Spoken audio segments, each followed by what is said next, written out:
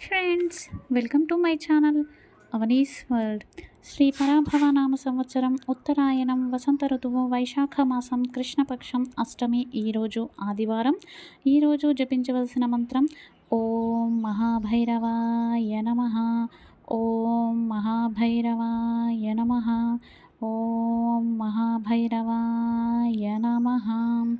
ఎవరైతే ఈ నామాన్ని జపిస్తారో వారికి శత్రుబాధలు తొలగిపోతాయి, శత్రువుల నుంచి వచ్చే ఆపదలు రాకుండా ఉంటాయి. ఎవరిపైనైనా చెడు ప్రయోగాలు చేసుంటే అవి తొలగిపోతాయి.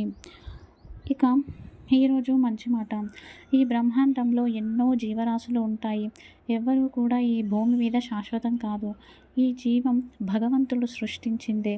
ఈ శరీరం ఎప్పుడే శాశ్వతం కానప్పుడు ఏ సంబంధాలు కూడా ఈ ప్రపంచంలో శాశ్వతం కాదు. తల్లి, తండ్రి, తమ్ముడు కానీ, భర్త కానీ, భార్య కానీ ఏ సంబంధము కూడా శాశ్వతం కాదు. అనుభవాలు, అనుభూతులను మాత్రమే మనం ఉంచుకోగలము.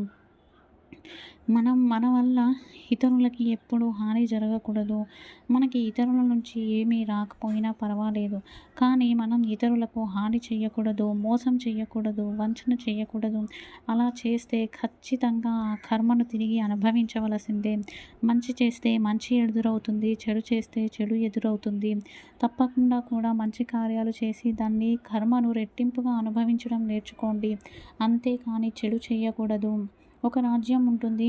ఆ రాజ్యంలో ఇద్దరు అన్నదమ్ములు 2 సంవత్సరాల వయసు తేడాతో ఉంటారు. చిన్నప్పటి నుంచి ఏజ్ గ్యాప్ తక్కువగా ఉండడం వలన వారిద్దరు ఎప్పుడు పోట్లాడుతూనే ఉంటారు. ఇక ఆ రాజుగారికి విసుగు చెంది వారు పెద్దగా అవుతుంటే ఇద్దరికీ చెరొక రాజ్యం ఇచ్చి పాలించుకోండి అని చెప్పేసి వానప్రస్థానం అంటే సన్యాసత్వం తీసుకొని వెళ్ళిపోతాడు. ఇక వారికి చెరొక రాజ్యం ఇచ్చి మంచిగా ఉండమని చెప్పాడు కాబట్టి వాళ్ళు అలాగే ఉంటారు, వివాహం చేసుకుంటారు. ఇద్దరు తమ తమ రాజ్యాలను పాలించుకొని కలిసిమెలిసి ఉంటారు. 40 సంవత్సరాలు గడిచిపోతాయి. ఇక అందులో ఒక మహామంత్రి ఉంటాడు. ఒక రాజ్యంలో రాజుగారు మన రాజ్యాన్ని ఇంకా విస్తరించాలి, ఇంతే ఉంటే సరిపోదు అని చెప్తాడు. సరే అని ఆ రాజు అంటాడు. చూద్దాం చూద్దాం చూద్దాం అని కాలం గడుపుతూ ఇలా చెప్తూ ఉండగా సరే ఇక విస్తరిద్దాం అని చెప్పేసి అంటాడు. ఈ కథలోని సారాంశం ఏమిటి అంటే, మన చుట్టూ మనల్ని ఇన్ఫ్లుయెన్స్ చేసే మనుషులు ఉంటే మనకు తెలియకుండానే, మన ప్రమేయం లేకుండానే మనం మారిపోతూ ఉంటాము. అది మంచివారైనా సరే, చెడువారైనా సరే. ఈరోజు మనం ఘాతవారం గురించి తెలుసుకుందాం. ఘాతవారము అంటే డేంజరస్ అని చెప్పేసి అర్థము. అంటే అది మంచిది కాదు. ఆ రోజుల్లో శుభకార్యాలు చేయకూడదు, చేస్తే అనర్థాలు జరుగుతాయి. ఆ రోజుల్లో నామకరణం చేసినా, పుష్పవతి అయినా, ఏవైతే 15 కర్మలు ఉంటాయో అవి చేసినా కూడా అనర్థాలు జరుగుతాయి.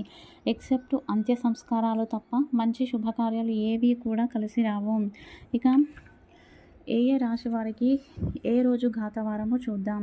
మేషరాశి వారికి ఆదివారం ఘాతవారం. అలాగే వృషభ రాశి వారికి శనివారం ఘాతవారం, మిథున రాశికి సోమవారం, కర్కాటకంకి బుధవారం, సింహకి శనివారం, కన్యా రాశికి శనివారం, తులారాశికి గురువారం, అదేవిధంగా వృశ్చిక రాశి వారికి శుక్రవారం, ధనస్సు రాశి వారికి శుక్రవారం, మకర రాశి వారికి మంగళవారం, కుంభరాశి వారికి గురువారం, మీన రాశి వారికి శుక్రవారం ఘాతవారాలు. ఈరోజు ఆయుక్షేమంలో మనము వాము గురించి తెలుసుకుందాము. దీనిని అజ్వైన్ అంటారు. ఈ వాము ఎక్కువగా తీసుకుంటే శరీరానికి ఓవర్ హీట్ అనేది అవుతుంది. చిన్నపిల్లలకి జ్వరంగా ఉన్నా, జలుబుగా ఉన్నా, దగ్గు ఉన్నా నీటిలో వేసి మరగబెట్టి కొద్దిగా తాగించడం వలన తొందరగా రిలీఫ్ వస్తుంది.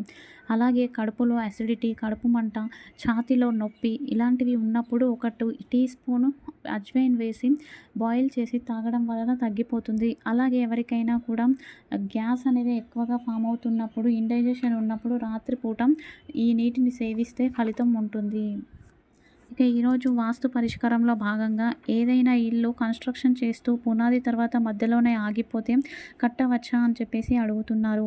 ఒకవేళ 15 రోజుల వరకు అందులో గబ్బిలాలు, సర్పాలు, గుడ్లగూబలు నివాసం ఉంటే మరలా వాస్తు పూజ, పుణ్యావచనం చేయాలి. అలాగే తెల్ల ఆవాలు, పేలాలను ఆ ప్రదేశంలో చల్లి ఒక రోజంతా వదిలి మళ్ళీ కన్స్ట్రక్షన్ స్టార్ట్ చేయడం వలన ఎలాంటి దోషాలు ఉండవు. ఇక ఎవరైనా ఇప్పుడే కన్స్ట్రక్షన్ చేస్తున్న వారైతే భూమి లోపలే శ్రీవాస్తు యంత్రాన్ని పెట్టడం వలన వారికి మంచి జరుగుతుంది. ఉదయం పూజ. ఎవరికైనా ఇంట్లో గొడవలు జరుగుతున్నా, ఎవరికైనా కుటుంబ సభ్యుల్లో విపరీతమైన కోపం ఉంటే రేపు దుర్గాదేవి ముందు 2 మినప్పిండి ప్రమిదల్లో దీపారాధన చేసి 2 మిరియాలను చేతిలోకి తీసుకొని ఎవరికైతే కోపం అధికంగా ఉందో వారి పేరు తలుచుకొని మినప్పిండి ప్రమిదల్లో వేయండి. తప్పకుండా వారి కోపం తగ్గిపోతుంది. అలాగే ఇంట్లో కుటుంబ సభ్యుల మధ్య వస్తున్న గొడవలు తగ్గిపోతాయి. ఈరోజు సాయంత్రం యోగక్షేమం.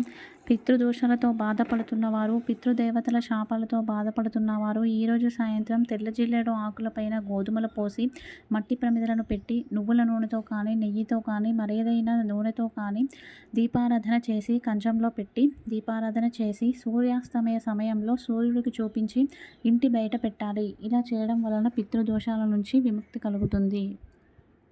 ఇది ఈరోజు వీడియో అండి. Thank you for watching.